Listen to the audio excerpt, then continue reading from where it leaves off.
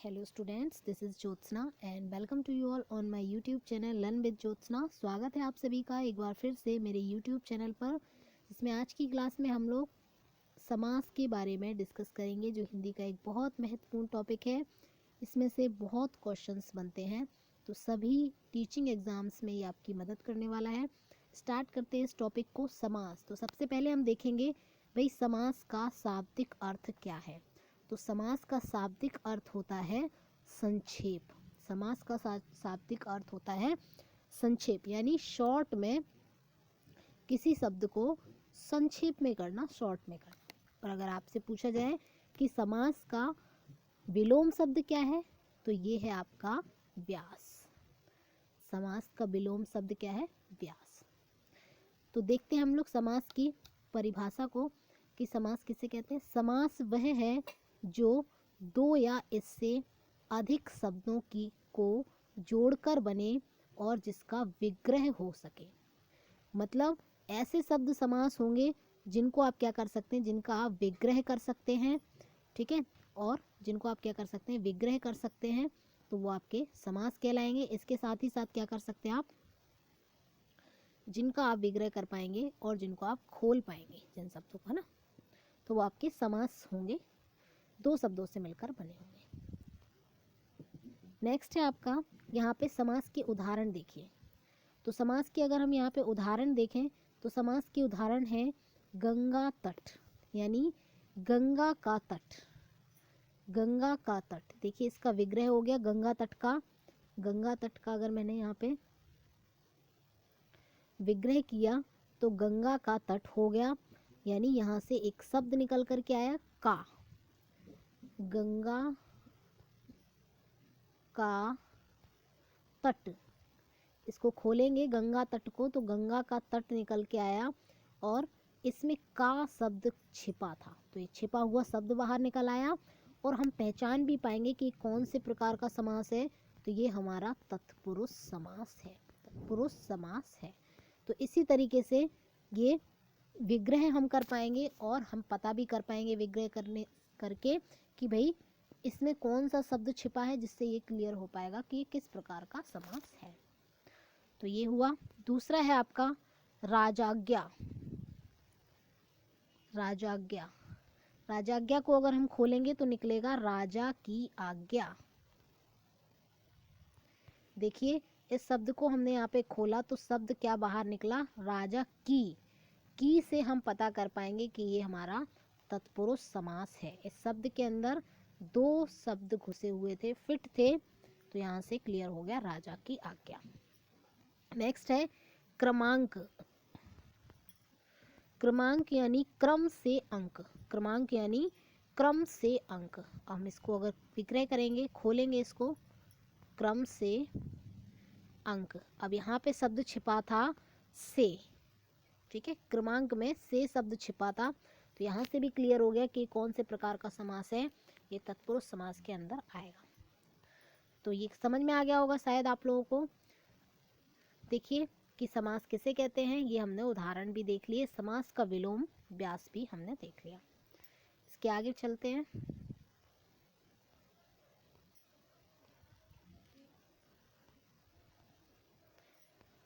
देखिए यहाँ पे ये बता रखा है कि समास का विग्रह करने से क्या क्या फायदे होंगे आपके। देखिए अगर समास का हम विग्रह करेंगे तो इससे एक तो आपका ये फायदा होगा कि समास का क्या पता चलेगा, आपको प्रकार पता चल जाएगा, और दूसरा फायदा आपको ये निकलेगा कि जो उसके अंदर शब्द छिपा हुआ है उसको हम बाहर निकाल पाएंगे, तो ये फायदा है। नेक्स्ट देखते हैं, समास 6 प्रकार के होते हैं। देखिए क्वेश्चन आपसे पूछा जाएगा कि समास कितने प्रकार के होते हैं, तो आप कहेंगे कि मैम 6 प्रकार के होते हैं। लेकिन पदों की प्रधानता के आधार पर अगर आपसे पूछा जाए तो समास 4 प्रकार के होंगे। तो ये भी आप याद रखेंगे कि पदों की प्रधानता के आधार पर समास 4 प्रकार के होते हैं। नेक्स्ट है अर्थ के आधार पर कहा जाए तो 6 प्रकार के होते हैं। आगे बढ़ते हैं। अब हम इन सबको एक एक करके देखेंगे। पहला प्रकार का जो हमारा समास है वो कौन सा है, तत्पुरुष समास। अब तत्पुरुष समास, इसमें क्या होगा, पहला पद प्रधान होता है और दोनों शब्दों के बीच कारक चिन्ह लगा होता है। कारक शब्द जानते हैं 8 प्रकार के होते हैं। कर्ता ने कर्म को करण से, 8 प्रकार के कर्ता ने कर्म को करण से के लिए संप्रदान अपादान से अलग होने पर और अपादान से अलग होने पर संबंध काकी के अधिकरण अधिकरण में पर और संबोधन हेय। अब ये जो 8 प्रकार के कारक हैं इनमें से आपके 2 कारक नहीं आएंगे। कौन कौन से नहीं आएंगे?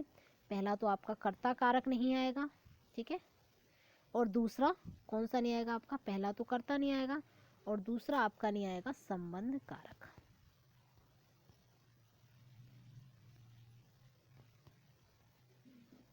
ठीक है, तो ये 2 कारक आपके इसमें नहीं आते हैं। किसमें? समास में। आते कितने हैं? टोटल 6 आते हैं। कर्म कारक आता है, करण कारक आता है, संप्रदान के लिए अपादान से अलगाव यानी अलग होने पर, ठीक है, और इसके साथ साथ आपका यहाँ पे दिए गए हैं संबंध भी आएगा, काकी के अधिकरण आएगा, मैं पर संबोधन आएगा, हेयर। अब इनको हम जरा समझ लेते हैं कि करके। पहला है जहाँ पर हम जिस शब्द को खोलने पर ने आ जाए तो वहाँ हमारा कौन सा ने आएगा? नहीं, मैंने भी बताया, सॉरी। देखिए, जिस शब्द को हमने खोला तो उस शब्द को विग्रह करने पर को आ जाए यदि, तो आपका कौन सा होगा? कर्म तत्पुरुष होगा। अगर किसी समास का विग्रह यानी खोलने पर से आ जाता है तो करण तत्पुरुष होगा। अपितु वहां पे क्या होगा? अलगाव की मात्रा अगर आपको दिखे, अलग हो, जैसे पथ भ्रष्ट, पथ से भ्रष्ट, ठीक है, या फिर एक और हो सकता है आपका पथ भ्रष्ट, या फिर आपका हो सकता है निर्धन, धन से हीन। तो धन से हीन यहाँ पे निर्धन का मतलब होता है धन से हीन, निर्धन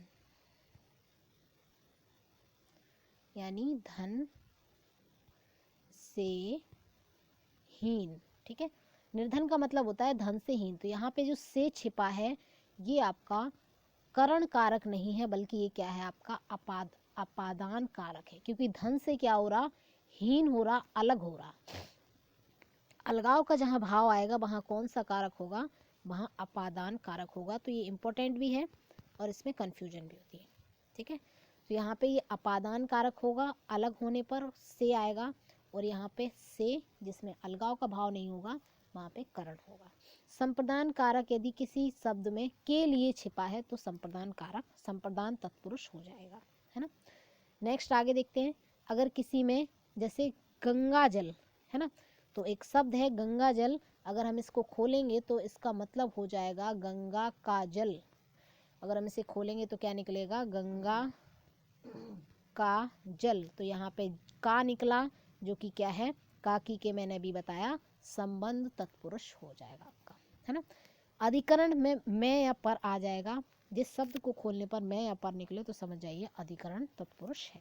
तो ये 8 कारक हैं, जिनमें से 6 कारक ही प्रयुक्त होते हैं। किसमें? 6 कारक ही प्रयुक्त होते हैं। किसमें? आपके यहाँ पर तत्पुरुष समास में। संबोधन और कर्म कारक नहीं यहाँ पर प्रयोग होता है। चलिए अब हम देखते हैं उदाहरण के जरिए। पहला उदाहरण देखिए आप यहाँ पे।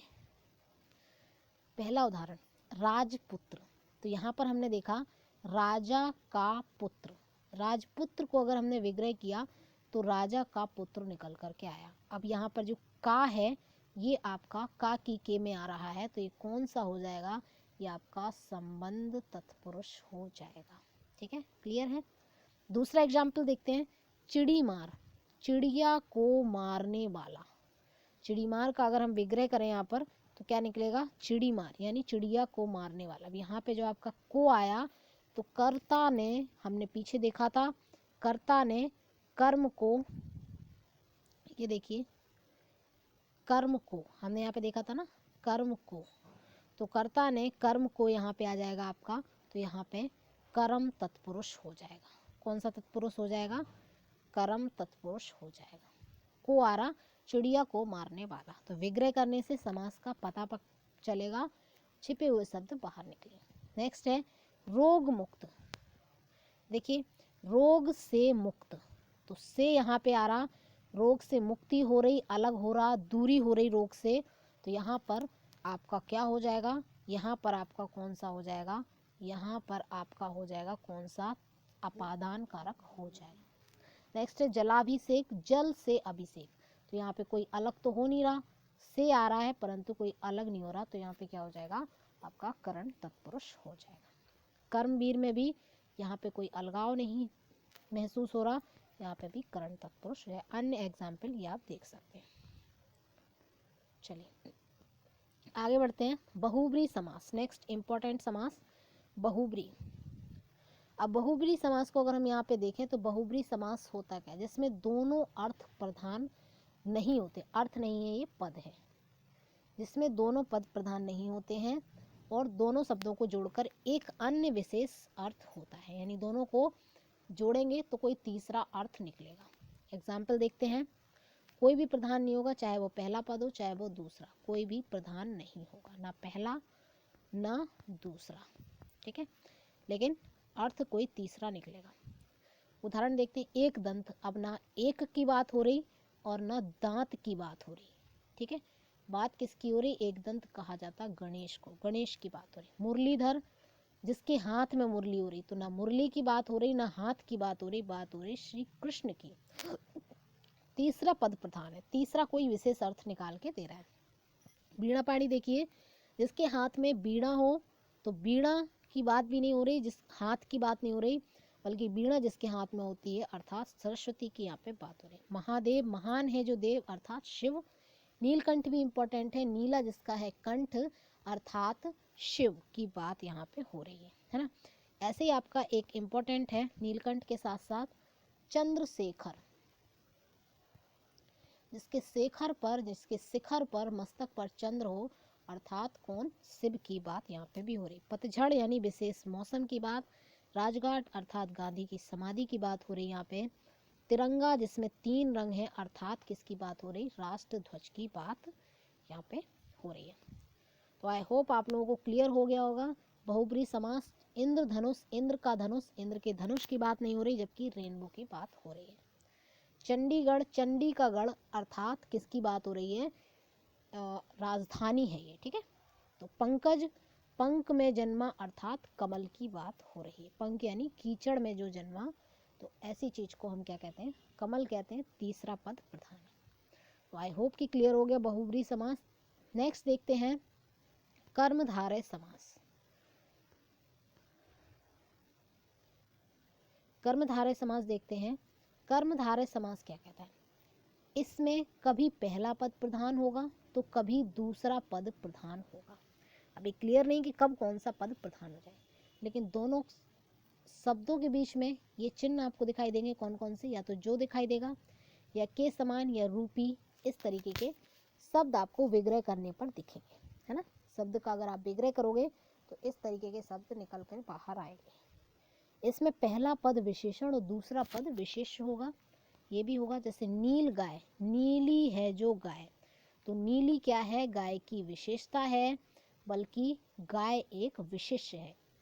ये तो आप सभी जानते हैं कि जिसकी विशेषता बताई जाती है उसे विशेष्य कहते हैं, और जो विशेषता बताई जा रही है उसे विशेषण कहते हैं, ठीक है। तो जैसे प्रधानमंत्री, प्रधान है जो मंत्री, यहाँ पे किसकी बात हो रही है, प्रधान है जो मंत्री। विग्रह करने पर मंत्री क्या है, मंत्री की विशेषता है कि वो प्रधान है।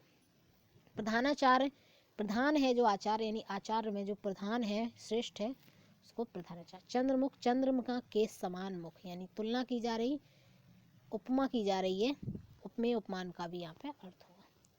नेक्स्ट देखते हैं चरण कमल, कमल रूपी चरण, है ना, कमल रूपी चरण, तो रूपी शब्द भी आएगा यहाँ पे। मैंने बताया सुशासन, अच्छा है जो आ गया शासन, यानी शासन की विशेषता क्या है कि वो सु है, अच्छा है। काली मिर्च, काली है जो मिर्च, है ना, मिर्च की विशेषता है कि वो काली है। क्रोधाग्नि, क्रोध रूपी अग्नि, है ना, तो रूपी शब्द आ गया, ये भी आपका कर्मधारय। महापुरुष, महान है जो पुरुष, पुरुष की विशेषता है कि भाई ये महान है। नेक्स्ट है आपका छुट भैया, छोटा है जो भैया, है ना, भैया की विशेषता क्या है कि भाई ये छोटा है। अधपका, आधा है जो पका। सद विचार, सद है जो विचार, सद है जो धर्म, कमलाक्षी कमल रूपी नयन यानी कमलाक्षी यानी कमल रूपी आंखें, है ना। पाषाण हृदय पत्थर रूपी हृदय, है ना। नरसिंह नर के समान सिंह, नहीं यहाँ से थोड़ा सा देख लीजिए, नरसिंह यानी नर के समान सिंह, और यहाँ पे पाषाण यानी पाषाण रूपी पाषाण के समान हृदय। तो इस तरीके से आपके सभी हो जाएंगे कर्मधारय।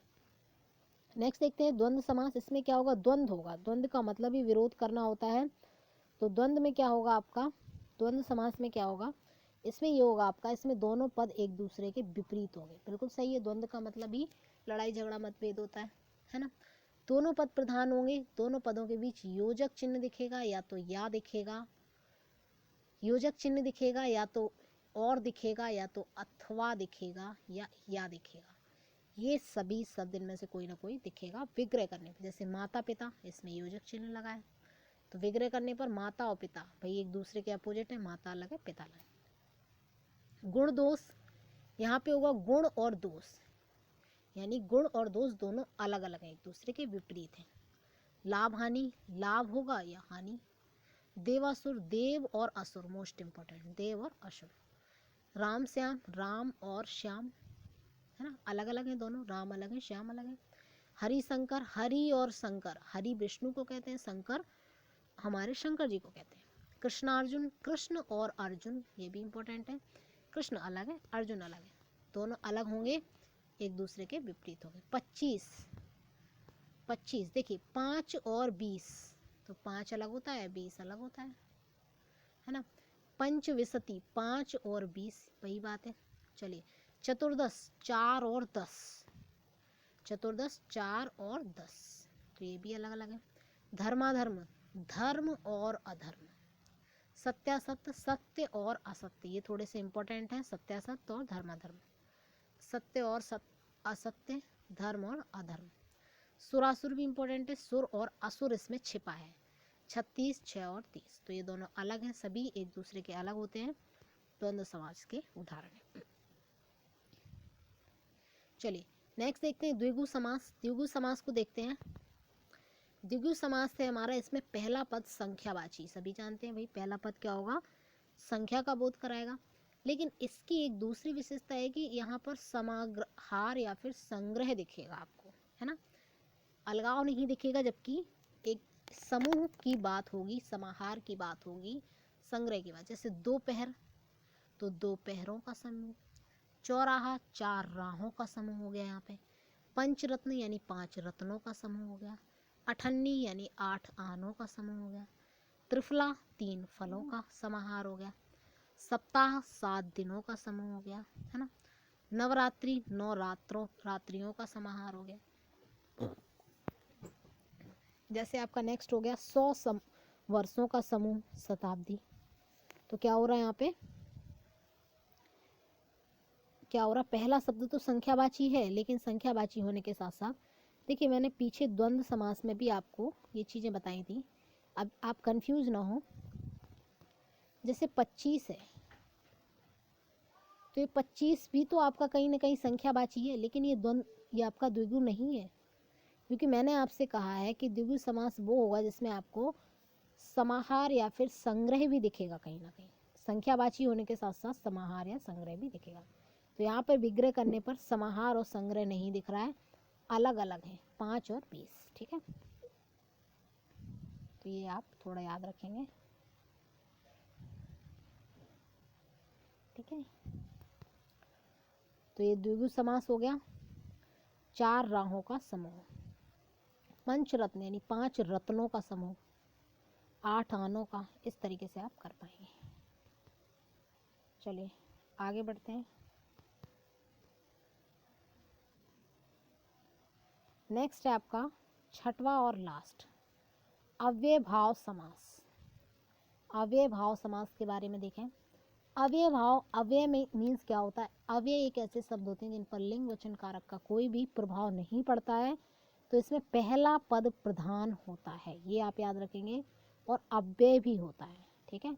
अगर आप एक शब्द लगा देंगे तो उससे पूरा अर्थ उसका बदल जाएगा। अव्यय ऐसे शब्द होते हैं, ठीक है, तो इसमें क्या होता है, पहला ही पद प्रधान होता है और पहला ही पद अव्यय भी होता है ना।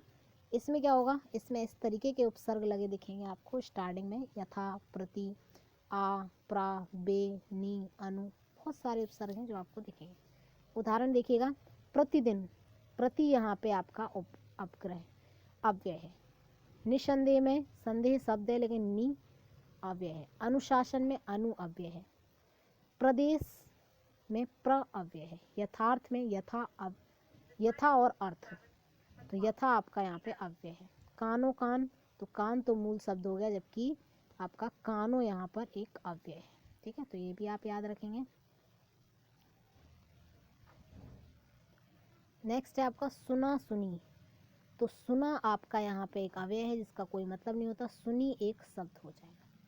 दिनों दिन में दिनों आपका अव्यय है जबकि दिन एक आपका शब्द हो जाएगा। अति एक आपका अव्यय है जबकि वृष्टि मीन्स अलग एक शब्द है आपका वृष्टि।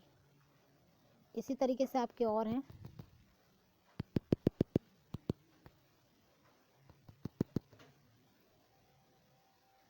हाथों हाथ हुआ, हाथ तो शब्द है।